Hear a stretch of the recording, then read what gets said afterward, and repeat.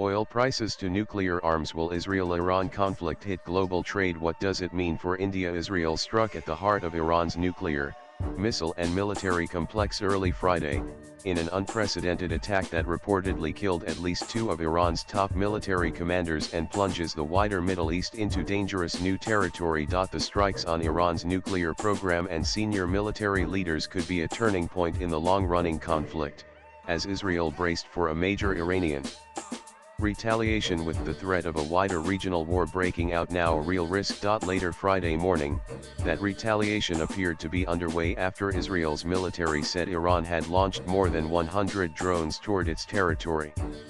All of Israel's aerial defenses had been activated, military spokesperson Efi Defrin said, adding, "We're expecting difficult hours." In a televised address to the nation, Israeli Prime Minister Benjamin Netanyahu said the military operation had struck at the head of Iran's nuclear weaponization program, and targets included Iran's main enrichment facility in Natanz, Iranian nuclear scientists, and Iran's ballistic missiles program. Moments ago, Israel launched Operation Rising Lion, a targeted military operation to roll back the Iranian threat to Israel's very survival, Netanyahu said in a televised address. This operation will continue for as many days as it takes to remove this threat. Iran's supreme leader Ayatollah Ali Khamenei warned that Israel will face severe punishment for the attacks, and confirmed that a number of Iranian commanders and scientists had been killed. Iran's armed forces spokesperson said both the US and Israel would pay dearly. Friday's strikes suggest Netanyahu saw a window of opportunity to meet Israel's long-standing objective of obliterating Iran's nuclear program. Iran is in its weakest military position in decades following crippling economic sanctions, previous Israeli strikes on its air defenses, and decimation of its most powerful regional proxies, including Hezbollah.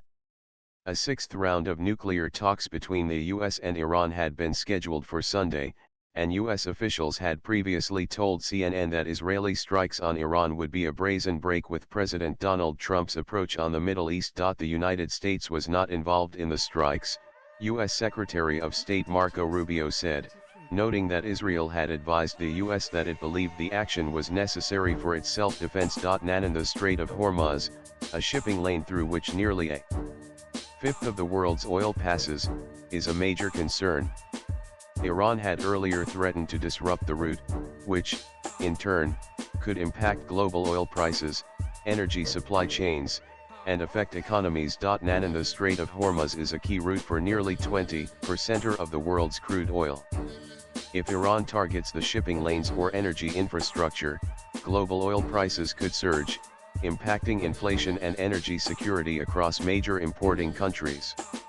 While markets are reacting with volatility, in several media reports, analysts have warned that the tension could lead to price spikes and geopolitical instability in oil-dependent nations. And the conflict may put pressure on India and other countries such as China, and Gulf nations, which have so far stayed neutral. Forced to pick a side, their stance could change trade and defense ties in the region. Arab states that have normalized relations with Israel under the Abraham Accords might quietly support the move, seeing Iran as a shared threat. Meanwhile, Iran may turn more aggressively toward China and Russia for diplomatic and military backing.